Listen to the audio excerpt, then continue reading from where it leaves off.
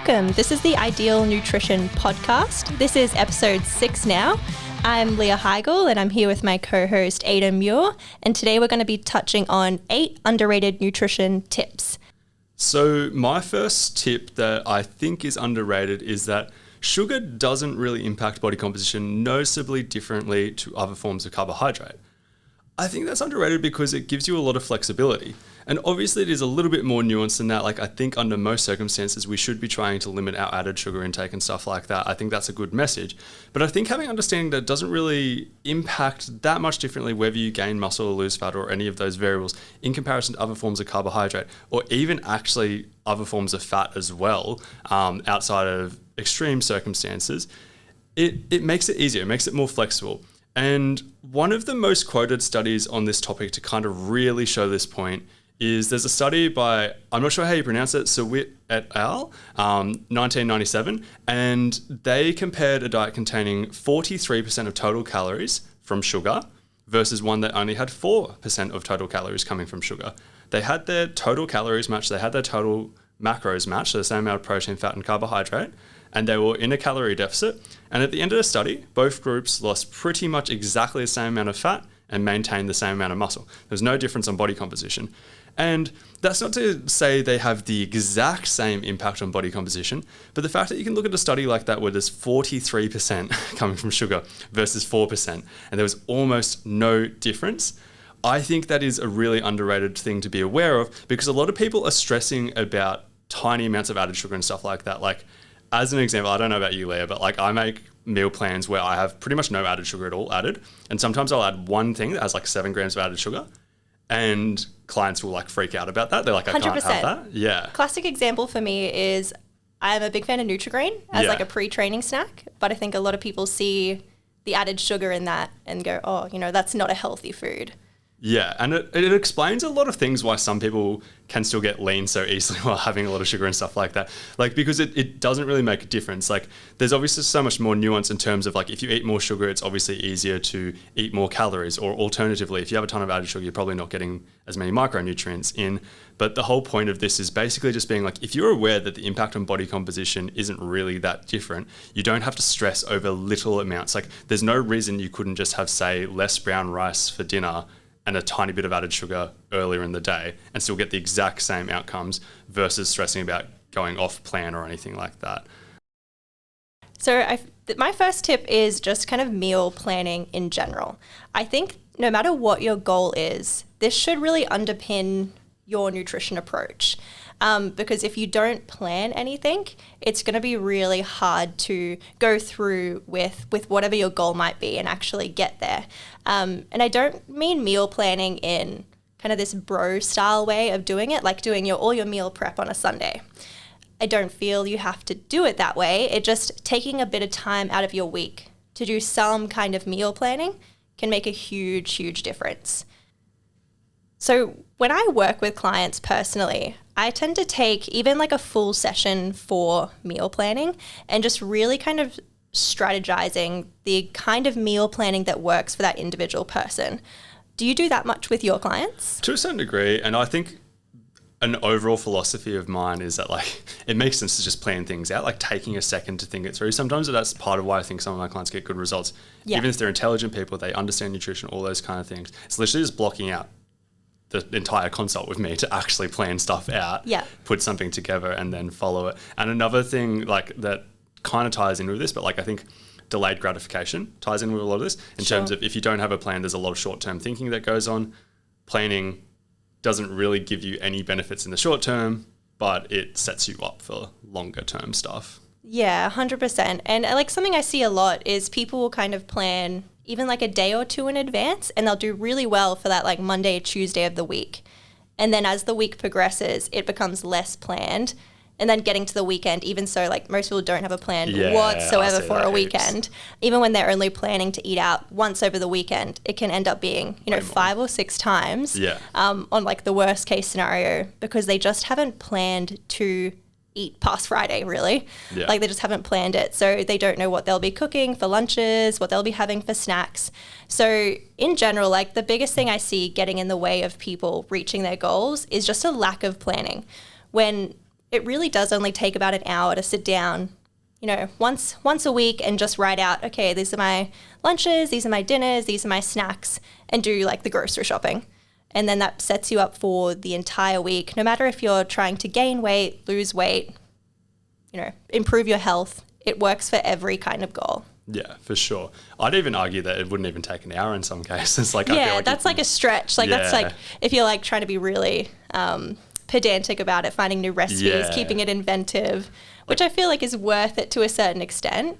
So you're not repeating the same meals all the time. Yeah. A tip that I really like to give my clients as well is like, as part of that meal planning, you can do ordering online with your groceries.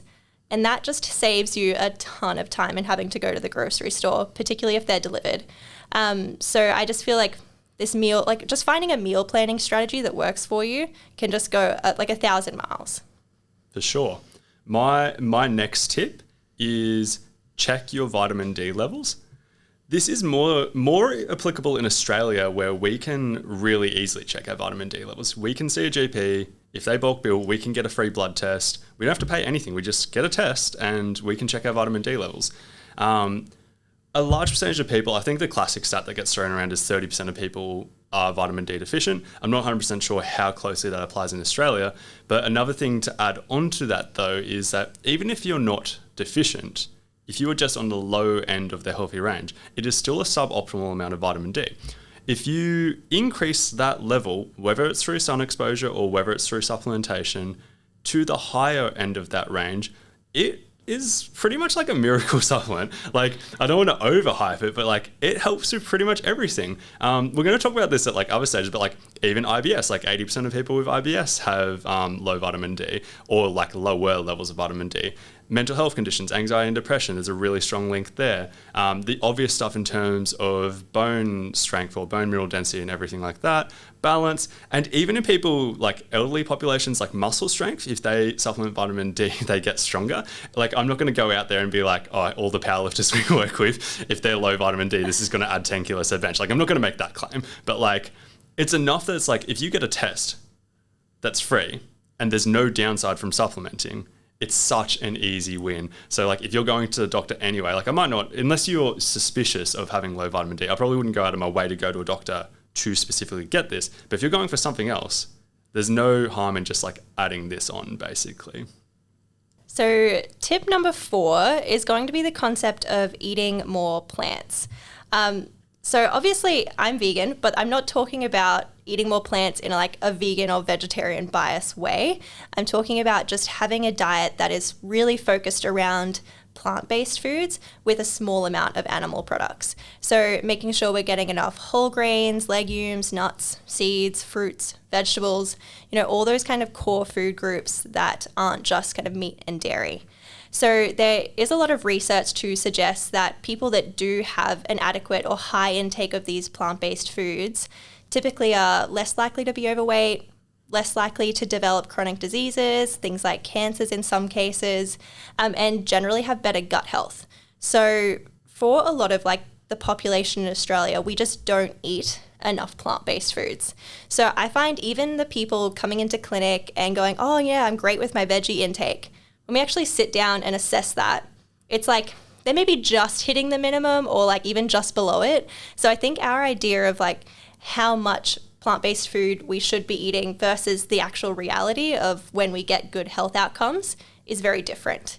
Yeah, I completely agree. And it's one of those ones that like, once again, a stat, it's somewhere along the lines, like it's a debatable stat, but like 6% of Australians eating enough fruits and vegetables. Yeah. I think it's even as low as 4% when you combine it. I don't know. It's like, it's a very low percentage. Like it's under 10%. That's all that we really need to go on with that. And it's kind of like, what percentage of Australians are vegan and vegetarian? Like they're surely making up a large portion of that statistic, which therefore means if you're an omnivore, there's a very, very, very low chance you're getting enough vegetables to start off with, and probably fruit. I think it's about 50% of Australians eat enough fruit. Fruit is not as bad as vegetables when it comes to the stats. Yeah. 100%. And I completely agree, like increasing that. And it's funny because I think about this on Instagram heaps, because like people like jump onto my posts about paddle pops and stuff like that and like hear what they want to hear. But like it's a very boring message if I'm like, eat more vegetables. It's not a fun message, and it's like, Yeah. it's not nuanced in any way. And I feel like people do enjoy when things are, I don't know, interesting. And we've been hearing eat more fruits and vegetables since we were kids. So that's just not an interesting message, yet barely any of us are actually doing that in practice. And that's just looking at fruits and vegetables. Like the amount of people that I know that can cook well with legumes is very small, especially if we're looking outside of like vegans and vegetarians, when we know legumes have such a great health benefit for us, but no one's eating them. Like, people eat, sure, baked beans on toast, but how many people are putting like chickpeas in curries? And it's just rare to see that, or like mixing lentils in their spag bowl. And I think it's one of those things where it can be a really easy win for long-term health outcomes, but we're just not getting these basics. Yeah, and jumping onto that as well, something like I really want anybody who's listening to this actually to think through. If you've ever been attracted to any abnormal dietary approach, like something apart from the norm, because you're questioning whether the normal approach is going to give you the results that you want, but you haven't eaten enough vegetables, that it's food for thought. Like, it's just like, that's probably the easy win before you should start questioning, being like, is my body different? Like, am I the outlier, when you haven't tried one of the most obvious things we've got available to us? Yeah, one of the most simple strategies you can try is increasing your plant-based foods from like a weight loss appetite management perspective. So if you haven't tried it, it's very much well worth it. 100%. My next tip is based on Cutlery advice. This is something everybody's heard, but I'm going to put it in the underrated advice kind of basket because it's so boring that's underrated. And it's basically that the way I think about it is, if somebody's trying to gain size and they struggle to gain size and they're having cereal as an example, it makes sense to use a larger bowl. The chances of you going back for seconds when it comes to cereal or something like that, pretty slim. Same thing with like dinners and stuff like that, larger plates, whatever it is, you're more likely to eat more. Vice versa, if you're trying to eat less food, using smaller bowls, smaller plates, whatever. Like, it's so boring, but like, have you actually tried it? Like, if you've never tried it, like, it is worth trying, and it does seem to make a difference from everybody I've ever worked with. Like, most people seem to find it. Same thing with, as a different example, with bariatric surgery. People who've had bariatric surgery often really benefit from getting a bariatric plate, where it's basically got everything portioned out for them, like what the size of everything should be. You could tell somebody that and encourage them to do that, but actually having the cutlery that matches the goal makes it so much easier. What about your next tip? So I feel like I'm seeing a bit of a theme in that sometimes the boring advice can be the most helpful, but also the most underrated. So the next one is eating mindfully. I'm sure this is one we've all heard at some point, whether it's from like a weight management perspective or just like a weight loss perspective. We've all heard that taking time to eat your meal without distractions, being focused on what's on your plate and what you're doing, can make a huge difference to many things. So firstly, it can be just managing your hunger and satiety cues. So if you're taking the time to eat slowly, so say it takes you half an hour to eat a complete meal as opposed to previously it took you 10 minutes, perhaps you're going to be more in touch with by the time you get full, you're going to know that you're full, as opposed to scoffing something down within 10 minutes and then having those cues come afterwards when you've already overeaten. So it can really help from that perspective. But I find where I use this advice the most in practice can also be from like a gut perspective, in that when you slow down and you actually chew your food well, that could be like the thing that gets rid of your bloating. Because I don't know about you, but I have a lot of clients come into clinic and bloating is like their number one concern.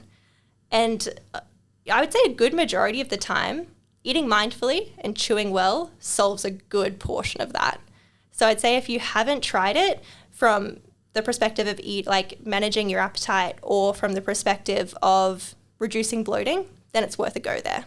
100% agreed with all of that. Yeah, it's pretty clear cut. It's boring, it's hard to do, but it is super helpful. And like there's two things that I want to add on to that in terms of like, for me, from like the weight management and stuff like that perspective, like if you whipped out a pyramid of like priorities for like how to get lean or whatever, how to like all these kind of things, it's not really on there. Like it's very low priority, but like it still matters. But like that's how I think about it. I think of it as being low priority. But there's one study, like to make this a little bit more interesting, that really shaped my views on it. So there's a study coming out of Stanford University. Dr. Christopher Gardner ran it. He had 600 participants in it. So it's one of the largest nutrition studies that's really ever been done as a randomized control trial. So it was a randomized control trial, not like an observational one. And basically they put people into low fat or low carb groups. And they basically said like, go as low as you can sustainably manage for whatever macronutrient, whether it's carbs or whether it's fat, for the entire year. Just do as low as you can. Don't focus on anything else outside of mindful eating and good quality foods. Like the low fat group couldn't just go around having like a bunch of soft drink or something like that because it's low fat. Yeah. Like they had to actually still try and have nutrient rich whole foods. And there was some people who didn't lose any weight. There was other people who lost as much as 30 kilos. The average weight loss at the end of the study, I believe, was about 5 kilos because it's like a free living study. They could do whatever they want. And in the exit interviews, they asked them a whole bunch of questions. And the thing that shook me is because often people get attached to diets. Often people, if somebody loses 30 kilos doing a low carb diet or whatever, I assume most people are going to jump onto that and be like, oh, it's because I cut out carbs. I've never tried that before. In this study, every single one of them pretty much who had lost 20 plus kilos credited mindful eating. That's interesting. They were basically just like, I used to eat in front of the TV and now I sit down at a table with my family. I used to eat on the run and now every meal I have, like, I actually focus on the meal and I eat slower and all those little things you just talked about. But like, I wanted to add that in there because I'm like, me, I find it boring. But the fact that so many people who found success in that particular study with such a large sample size, almost every single one of them came to that conclusion. It's interesting for me. It's like, it's worth keeping an eye on. It's a little bit like talking about meditation and anxiety. Yeah. So a lot of people, myself included, who do suffer from, some sort of anxiety, we know that meditation can be really helpful, but because it's boring, we don't do it. And I think this falls into that category. Yeah, for sure. So my next one, I don't know if I'm going to be able to explain this succinctly. I'm stealing it from a guy named Mike Israetel from Renaissance Periodization, and he calls it the hedonic staircase principle. And basically, I think it's an underrated way of thinking about food. So basically, the concept is at the top of the staircase, you've got really nice tasting food, and there's a lot of variety. At the bottom of the staircase, you've got really bland food, and there's not much variety. A question for you, Leah, to like set the scene. If you were trying to gain as much weight as you could over the next 8 weeks, which end of the staircase would you want most of your food coming from? I'd want variety. You'd want variety. Totally. You'd want your food to taste good. It makes it easier to eat more food. It's a no-brainer. When people come to see us looking to lose weight, and if they're asking for a meal plan, one of the most common things I see is people asking, hey, can I have variety so I don't get bored?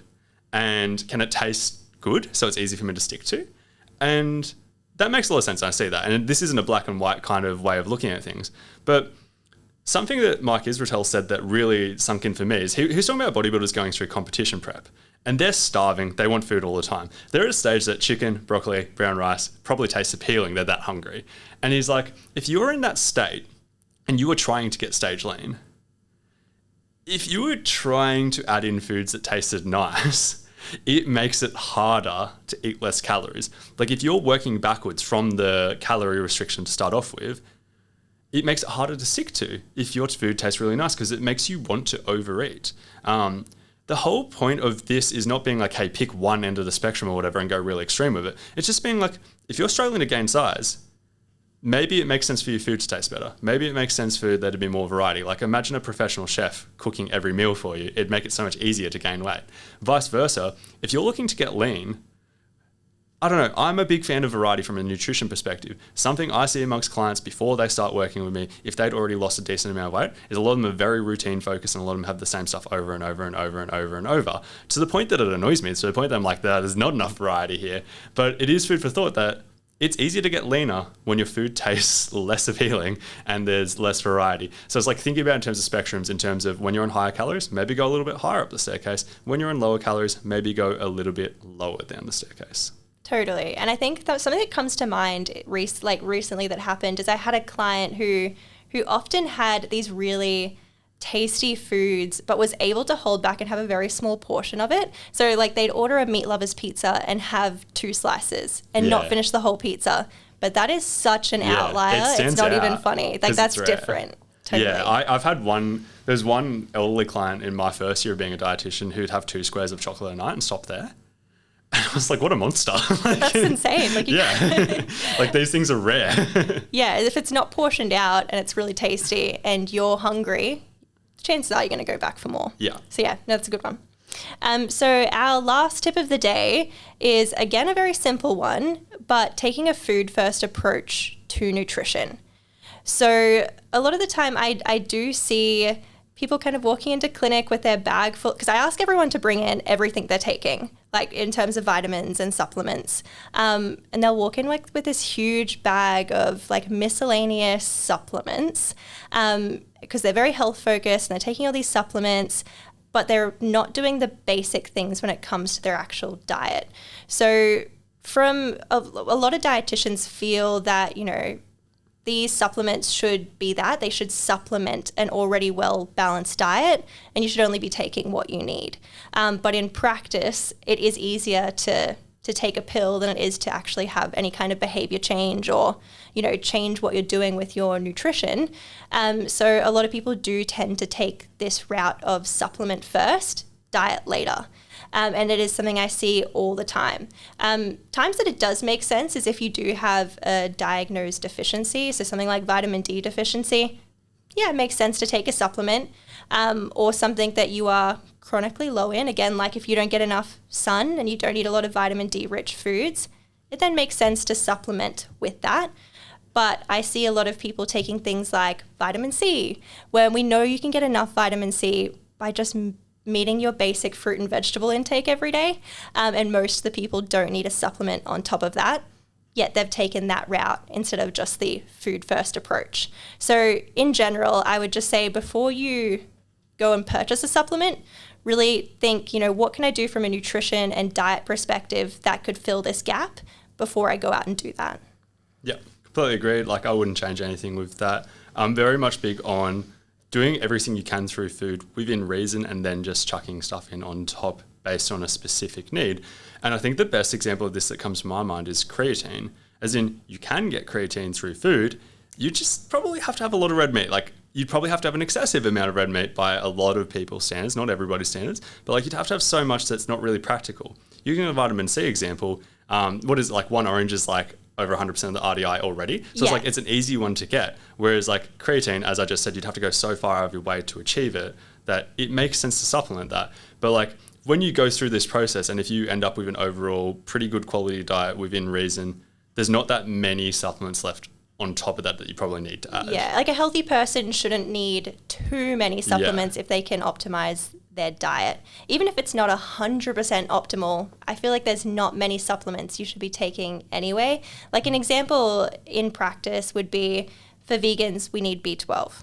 That's something that just makes sense. We can't get it through food, but perhaps a greens powder is unnecessary. Yeah. All right. Well, that's going to wrap it up for this week's episode. Thank you for listening and hopefully you all enjoyed it.